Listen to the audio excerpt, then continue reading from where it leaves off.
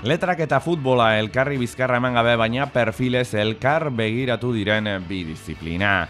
Kronista zarren garaitik Kami Vázquez Montalbán edo Kirmen Uriberen pasio militantera.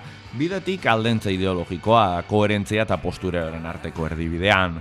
Urtero legez Atletik Fundazioak letrak eta futbola ziklo antolatu du.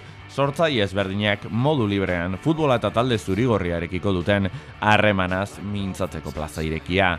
Sarri ez da hurbilpen erraza, baina askotan emaitza zirraragarria da. Jokalari trebeen antzera, talentua berehala antzematen delako. Jon Baia bertsolariak gidaritza lanak egin zituen, berarekin batera, luxuzko taldea osatuz, Iratxe Fresneda irakasle eta realizatzailea, Juan Luis Zabala idazlea eta Gari abeslaria. Maiak bere futbolzaletasuna aldarrikatu zuen, Sahames eta Lezamara askotan bertaratzen baita. Bertsolaritzak ere badula pixka bat hortatik, ezta? Hitza, aspekto ludikoa eta lehia, ezta? Gauzak kritikagarri asko ditu futbolak, ezta? Eta ikuspegi intelektualetik, kulturaletik eta ere zer esanik ez, ezta? Baina badu zerbait gure alde irrazionala konkistatzen duena. Anekdota dauzkat, bertso batzuk egitearen truke nola joan nintzen Valentziako finalerako baderrei. Fresneda Gabarraren belaunaldikoa da, orduko Bilbo zinematografiko eta gris bezain zaharmangarri horren ikur, kilometro eskasetara dagoen Arrigorriagako neskato baten begiradatik. Eta ikastolan gertatu zen, eta sekulako jai izan zen, nik gogoan dudan, eta bizi izan dudan behar bada jairik handiena izan zela. Bilbo zikin, ilun, baina baita ere berezi baten ez da. Ondoren, futbolak emakumezkoentzat tokirik eskainiez eta aldendu egin zen. Osterare, talde zurigorriak emakumezkoen ekipoari ateak ireki ostean berriro bertaratzeko.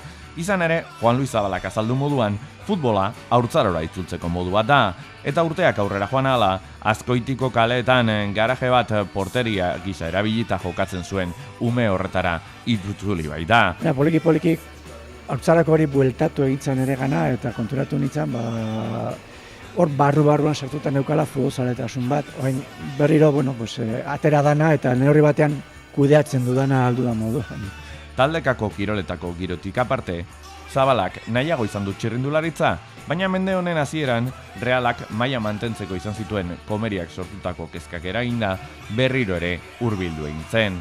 Gari frontmana izan da, aurrelarien antzera golegilea, erremetatzailea destakatu izan duen figura, kasuntan mikroaren aurrean eta kitarra batekin. Bizkarra eman da bizi ziren arren, 80ko hamarkada sozialki ulertzeko ezinbestekoak diren bigako euskal futboloen tituluak eta rock radikal basko delakoaren agerpena dira. Bi estanda sozial, askatasun egarriaren ispilu, imaginario kolektiboan hiltzatuta geratu diren irudi, ikono, idolo eta kantak. Marka horietan gure mundua eta futbolaren munduan, ez da euskal futbolaren munduak, hor mundu horietako zubiak, ez dakit ziran ala ez, baina nik uste oso mundu kontrakoak zirala. Umetan, familiaren dendan Atletikeko jokalari mitikoak ikusten zituen Garik, eta hortik garatu zuen bere lehendabiziko hurbilpena. Ondoren, Bitxorakiza lagunaren eskutik, Samamesen 40.000 entrenatzaile biltzen direla ikusita, nahiago izan du ostasuna mantentzea. Nik uste hori nabarmena dela, baina ez bakarrik Samameseko estadioan, edozein tabernetan sartzen baldin bazea astelehenean guztia dira entrenatzaileak. Baina ese Córdoba, que cojones, aketxe me cago en la leche, ez? Osea, esan nahi dut, ez futbolak harreman hori du, gero eta gehiago nik uste, ez dakit, nik futbolarekin harreman estua izan detenen, ez sekula neure burue holan kokatu, ez inoiz holan ikusi. Hala ere, jakin badaki, Aritza Duriz eta Raul Garzia rock izarrak direla Jonikazen antzekoak, aktitudea eta doaiak elkarlotuz.